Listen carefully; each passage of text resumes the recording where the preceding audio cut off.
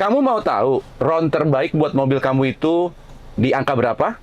Yuk, disimak video berikut.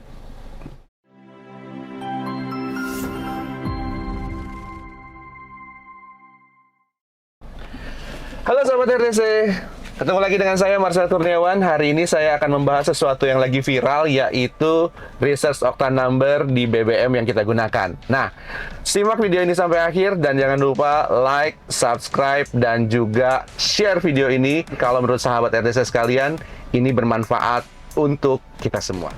RON itu apa sih? RON itu adalah singkatan dari Research Octane Number, atau berapa banyak nilai oktan yang terkandung dalam suatu BBM, ya.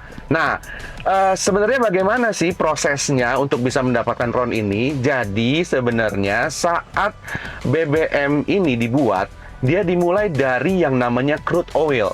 Crude oil ini dikirim ke kilang atau refinery unit, dan kemudian di refinery unit ini diproses, di blending atau dicampur dengan aditif-aditif tambahan untuk menghasilkan RON yang diinginkan. Misalnya RON 90, RON 92, atau RON 95.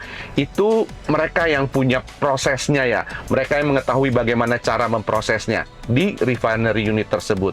Kemudian baru didistribusikan. Nah, pertanyaan kedua, apa sih kegunaan dari Research Octane Number ini? Jadi, untuk BBM dengan RON yang lebih tinggi, dia akan kuat untuk dikompresi atau tidak mudah terbakar secara spontan ya di kendaraan dengan kompresi yang tinggi.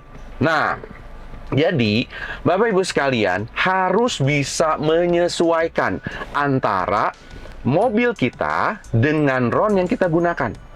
Nah, jadi gini, kalau misalnya BBM dengan RON 90 itu bisa digunakan untuk mobil dengan kompresi antara 9 sampai 10.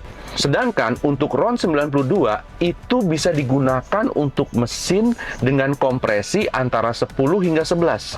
Dan untuk RON 95 ke atas itu bisa digunakan untuk mesin dengan kompresi di atas 11. Nah, jadi kita harus sesuaikan nih. Gitu ya, kita harus sesuaikan. Nah, kemudian kenapa sih kita harus menyesuaikan antara RON dengan kompresi mesin? Karena gini, saat kita menggunakan RON yang tepat dengan kompresi yang tepat, maka pembakaran itu akan sempurna. Jadi, BBM mampu untuk dikompresi hingga maksimal. BBM dan udara akan dikompresi dalam ruang bakar oleh piston saat piston naik ke atas. Dan bila RON-nya itu tinggi, maka dia kuat untuk dikompresi. Ya.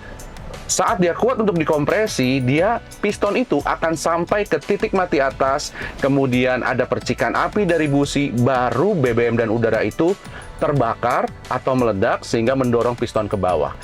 Sedangkan saat sahabat RDC sekalian menggunakan angka oktan yang rendah di mobil dengan kompresi yang tinggi, yang terjadi apa? Yang terjadi adalah pembakaran yang tidak sempurna, di mana saat piston naik belum sampai titik mati atas, dia sudah meledak karena tidak kuat dikompresi.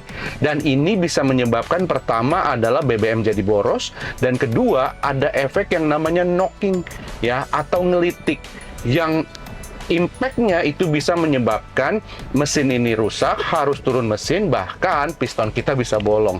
Itu yang bisa terjadi. Dan kita tahunya dari mana untuk berapa kompresi dari mesin kita dan RON berapa yang harus kita gunakan.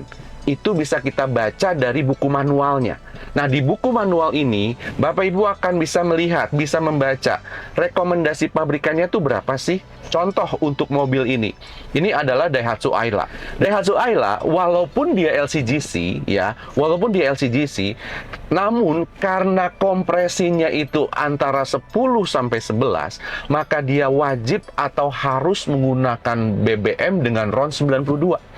Ya, jadi bukan tergantung either ini mobil untuk daily use atau high performance, tidak seperti itu. Karena gini, saya pernah memiliki Honda Mobilio. Walaupun dia cc-nya 1500, namun saat saya baca buku manual, dia bisa menggunakan BBM dengan RON 90. Kenapa? Karena kompresinya antara 9 sampai 10. Nah, sedangkan mobil ini, walaupun dia LCGC, walaupun dia untuk daily use dan bukan performance car gitu ya, high performance car, tapi karena kompresinya antara 10 hingga 11, dia wajib untuk menggunakan BBM dengan RON 92. Jadi, kita kembali lagi. Apa rekomendasi pabrikan dari mobil yang sahabat RDC sekalian gunakan? Pastikan gunakan BBM dengan RON yang sesuai dengan rekomendasi pabrikan dari mobil yang sahabat RDC gunakan. Oke? Demikian dari saya. Sampai ketemu lagi di video-video berikutnya. Dan pastikan selalu mengemudi dengan aman dan selamat. Sampai ketemu.